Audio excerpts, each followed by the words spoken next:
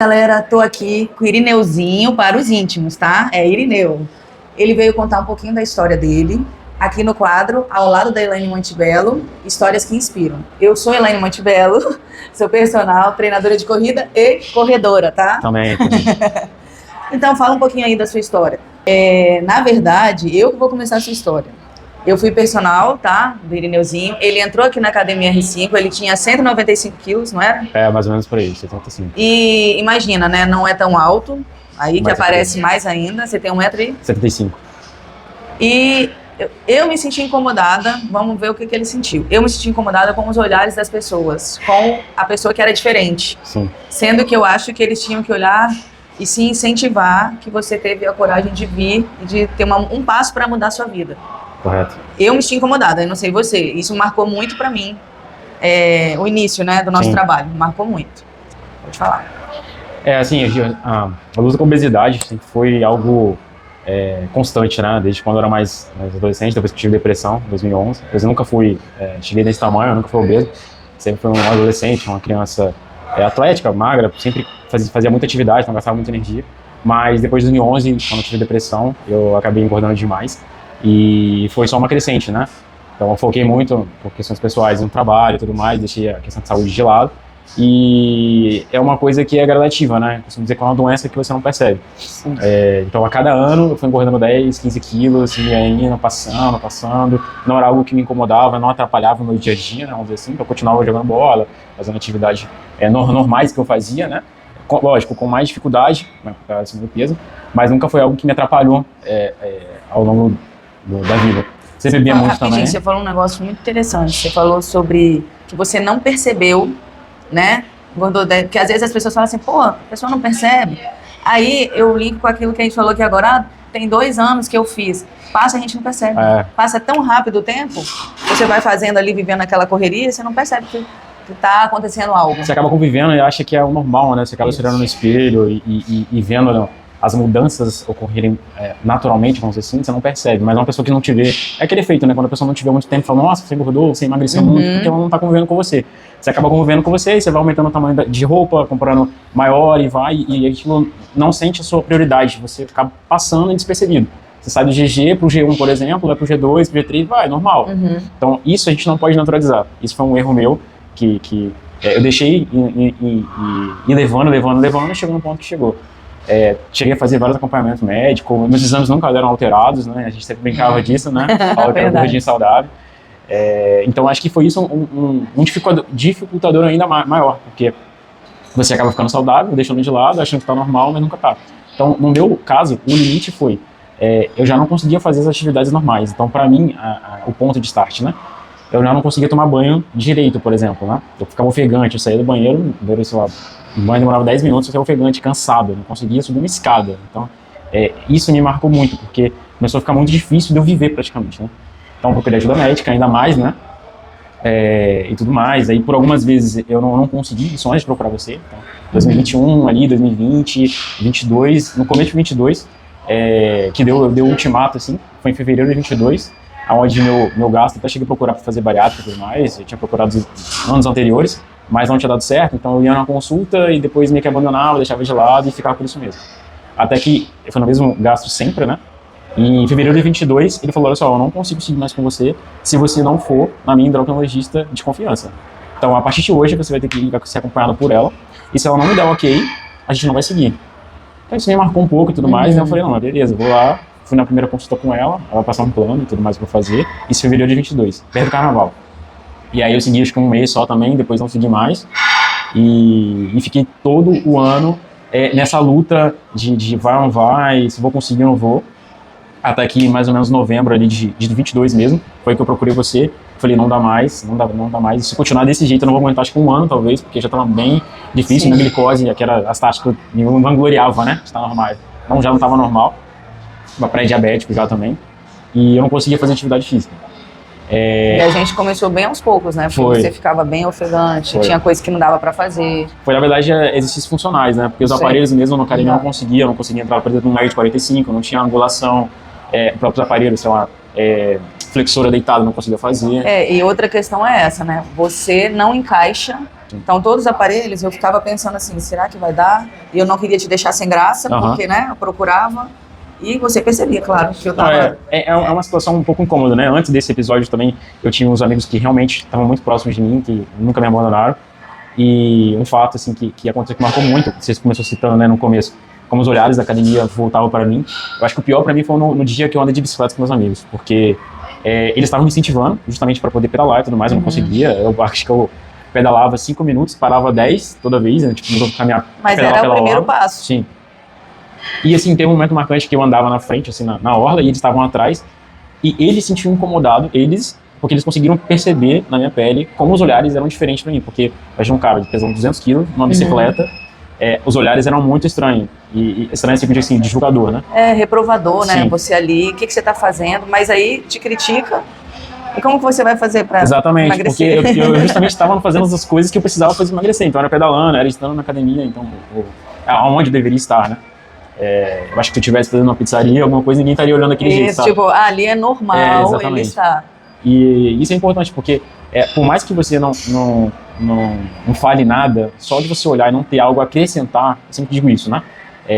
Nessa trajetória toda que a gente fez, teve algumas pessoas também que criticaram, falaram mal, eu acabei usando isso como combustível para poder seguir do outro lado, mas nem todo mundo tem uma mentalidade forte e tudo mais, isso afeta demais.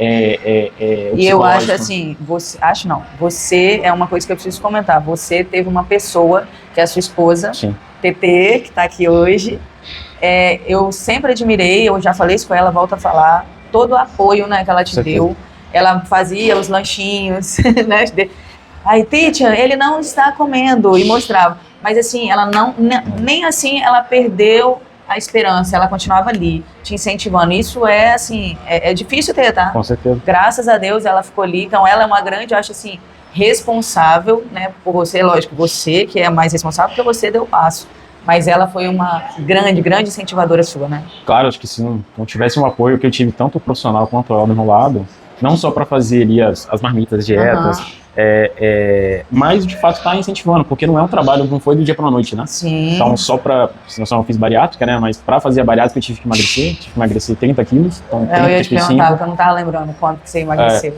Eu, na verdade, quando comecei a jornada toda, eu estava com 200 quilos, né? 199 alguma coisa. Então, quando chegou, você tinha perdido alguns quilos já fazendo esteira.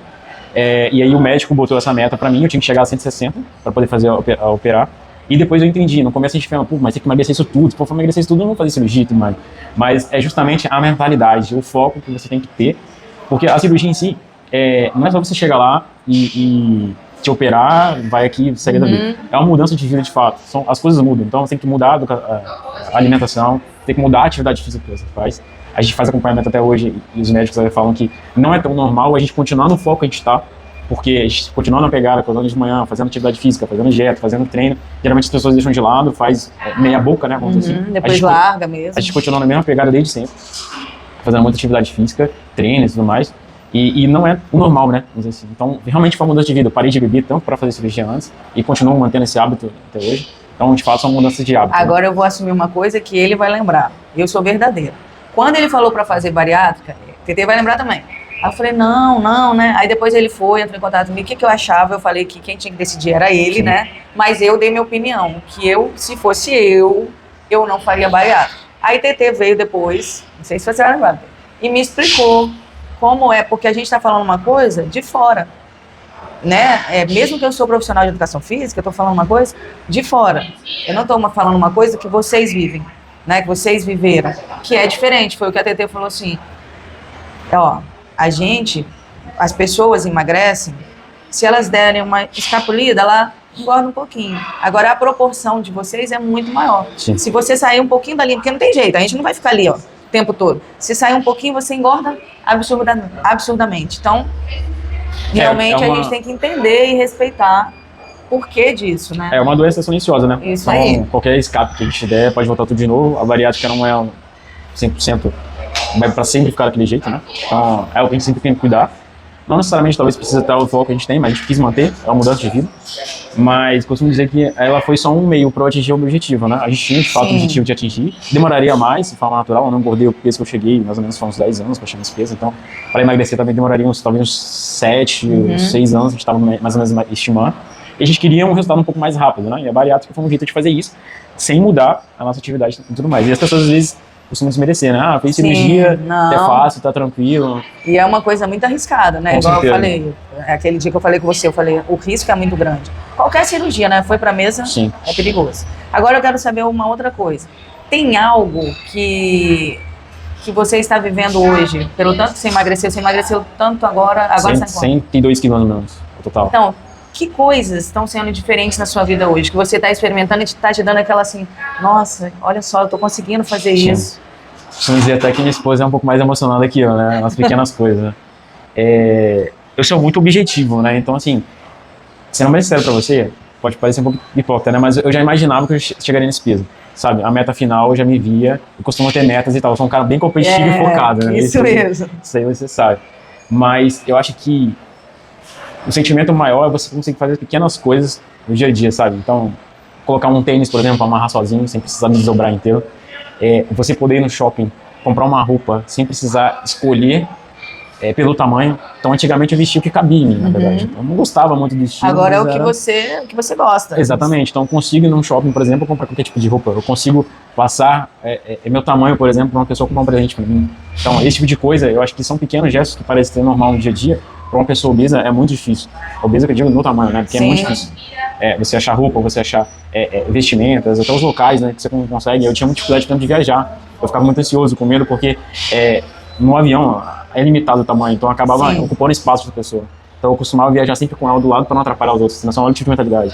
Num restaurante, eu chegava com medo, por exemplo, que ia quebrar uma cadeira. Sim. Então, eu tinha com medo de sentar, ficava vigiando a cadeira se era forte o suficiente. Mas isso são grandes conquistas, não são pequenas. Exatamente, mas é uma coisa silenciosa, porque só quem é de fato obeso sente isso, mas não fala ou não tenta não demonstrar, é a vergonha. Então, eu acho que esse tipo de tabu a gente tem que quebrar.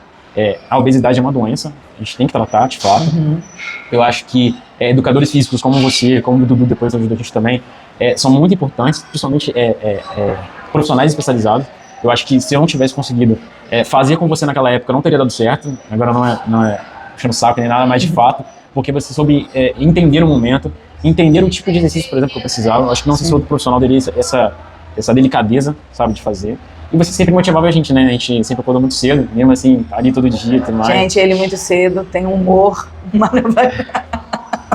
Realmente. Não, mas era legal, era legal. Então, assim, eu forma de agradecer também você, uma excelente profissional. Já falei isso no off também, mas de fato, sem você, acho que nada teria acontecido. Não, mas você que tem essa determinação. Eu só fui ali, vamos dizer, o caminho, fui mostrando o caminho, mas se você não quisesse vir, não acontece. Então é você mesmo.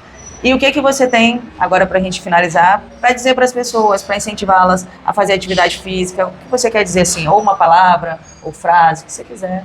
Tá bem. Eu falaria assim, não deixe de fazer ou de viver as coisas por vergonha ou por dificuldade. E se você tem algum tipo de dificuldade, seja com obesidade, algum tipo de doença, algum vício, né? Procure ajuda. Nem todo mundo é forte o suficiente. Nós somos seres humanos, somos fracos. A gente precisa de fato de ajuda, de religião, procurar Deus, né? Em relação a isso. Porque eu acho que a gente não consegue sustentar o mundo nas costas sozinho, né? Acho que é a maior lição que eu tive em relação a esse processo todo é que a gente não carrega o mundo nas costas sozinho. A gente precisa de pessoas do lado para poder chegar no objetivo. Então, acho que se você tem uma dificuldade, alguma coisa, te procura ajuda e você não está sozinho no mundo. Outras pessoas já passaram por problemas semelhantes, ou tem sempre uma pessoa que passa por um problema pior. Então, a gente tem que ser sempre agradecido, né, pelo prato de comida e pela vida que a gente tem. Eu acho que essa seria a mensagem que eu passaria. Aê, Irineuzinho! Nossa,